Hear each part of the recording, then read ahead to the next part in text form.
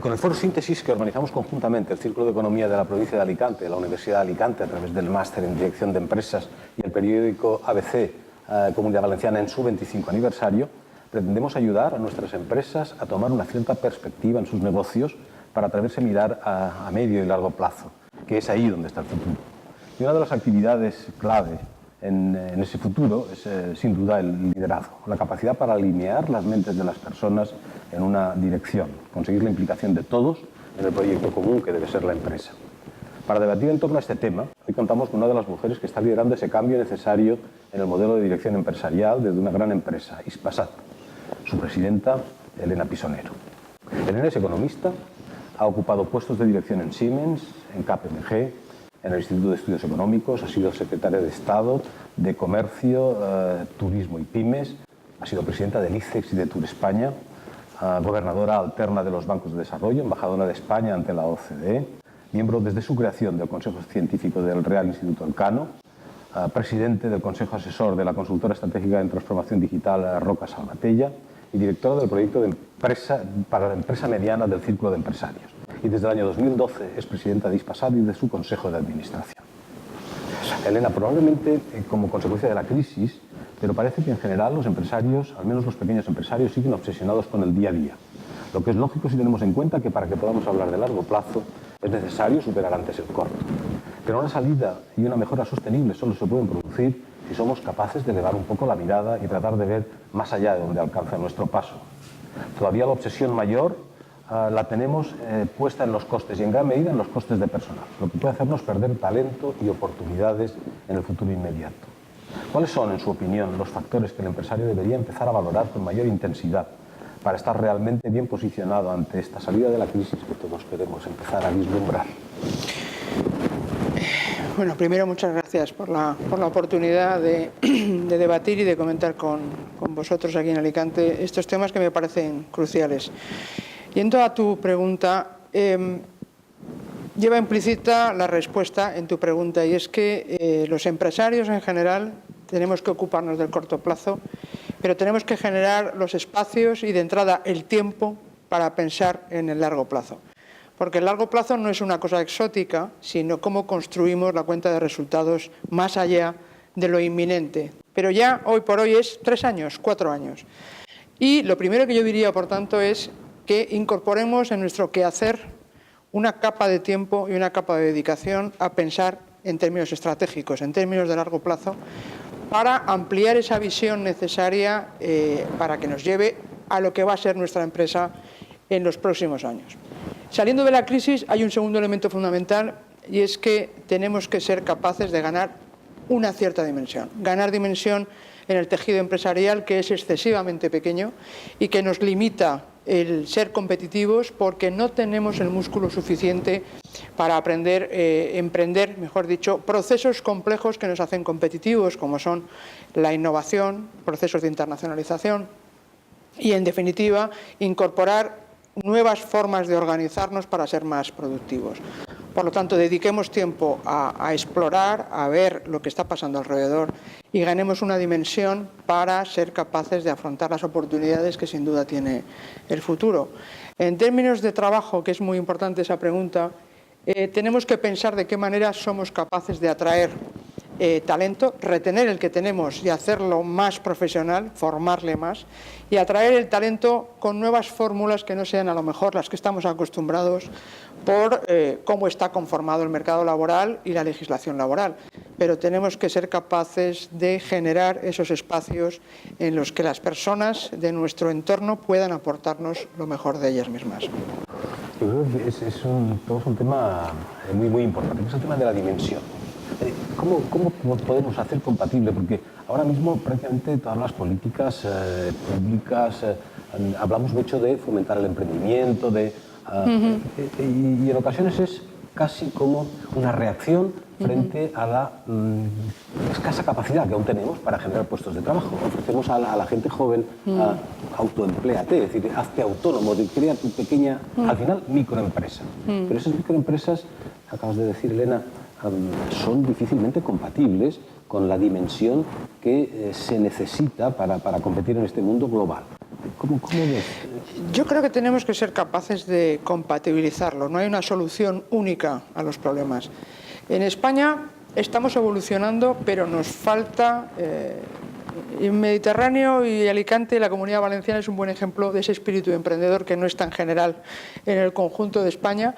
Como decía, promover ese espíritu emprendedor, el que los jóvenes, las personas en general tengan esa actitud positiva de generar su propio proyecto, el ser capaces de trasladar sus sueños y sus ambiciones a proyectos empresariales que lo hagan realidad, con el hecho de que para ser competitivos en el mundo global en el que vivimos necesitamos una dimensión, necesitamos juntarnos con otros para ser capaces de competir no con los que están cerca en lo local, sino con empresas que están en lo distante y que pueden acabar vendiendo los productos a nuestro vecino, ¿no? Por lo tanto, yo creo que es claramente compatible.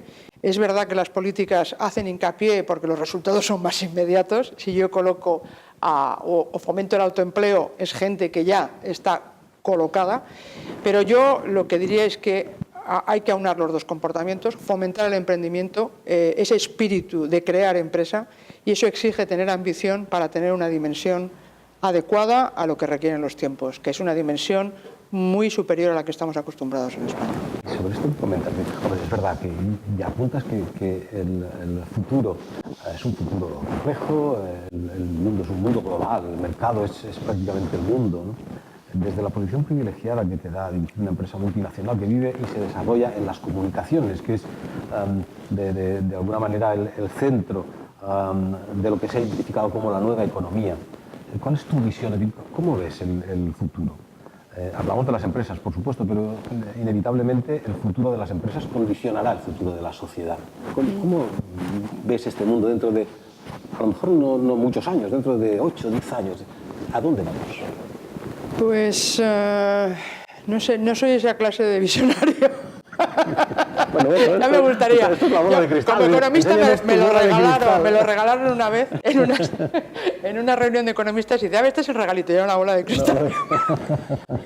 Se nos da muy bien explicar los errores del pasado y es más difícil pensar lo que va a ocurrir, ¿no? Yo lo que puedo aportar es una lectura adelantada de lo que está ocurriendo, ¿no? Esas referencias de cómo está cambiando el mundo, si tenemos la capacidad de articular y ordenar una gran cantidad de información, de alguna manera nos estamos adelantando al futuro, porque no es tan generalizado para el resto de empresas o de personas en el mundo. Yo creo que nosotros como españoles y europeos que somos unos privilegiados a la hora de ser capaces de gestionar un conocimiento que es muy complejo. Las universidades son un buen ámbito para ayudarnos a ser capaces de digerir y ver qué es lo relevante de esa información.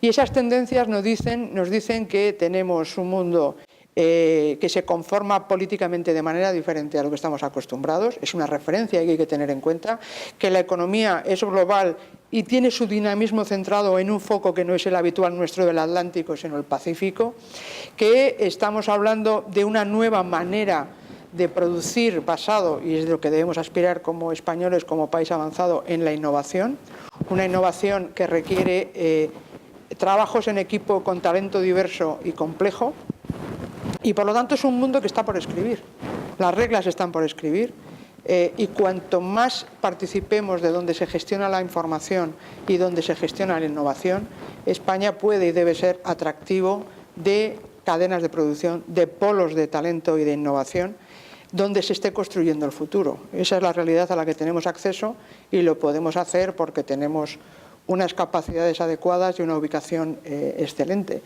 Entonces, por resumirte, ¿cómo veo el futuro? Lo veo como un mundo apasionante en el que las personas más responsables de su propio futuro, que construyan proyectos, sean respetuosas y trabajen con otros, serán capaces de definir un mundo mejor. O sea, yo creo que soy muy positiva y creo que nos tenemos que poner a ello para aprovecharlo, ¿no? Muchas gracias, Elena. Una última pregunta. Finalmente, esta sesión del Foro Síntesis que hemos tenido hoy contigo en torno al liderazgo, también lo enmarcamos en el reconocimiento al papel de la mujer en el avance de la sociedad, en el contexto del Día de la Mujer, que es este mes de marzo, ¿no? Y aunque es cierto que hemos avanzado mucho, también lo es que en el terreno laboral seguimos teniendo mucho que hacer.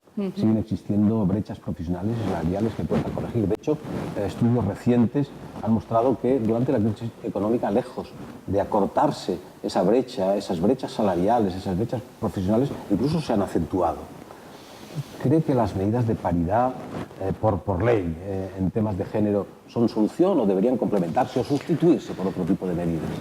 No creo que sean la solución, pero son medidas imprescindibles para que la sociedad sea consciente de que el desperdiciar un gran talento y una gran capacidad de buscar soluciones nuevas como son las mujeres va en su propio perjuicio. Es decir, hasta que no estemos todos, seamos todos conscientes y trabajemos en ese cambio cultural imprescindible para que la mujer ocupe el sitio que le corresponda por su capacidad y no por su género, no avanzaremos. Entonces, las medidas por decreto son desgraciadamente necesarias, pero solo avanzaremos cuando todos veamos que va en nuestro propio beneficio dar espacio a los que pueden aportar. Y las mujeres son, sin duda, un gran activo.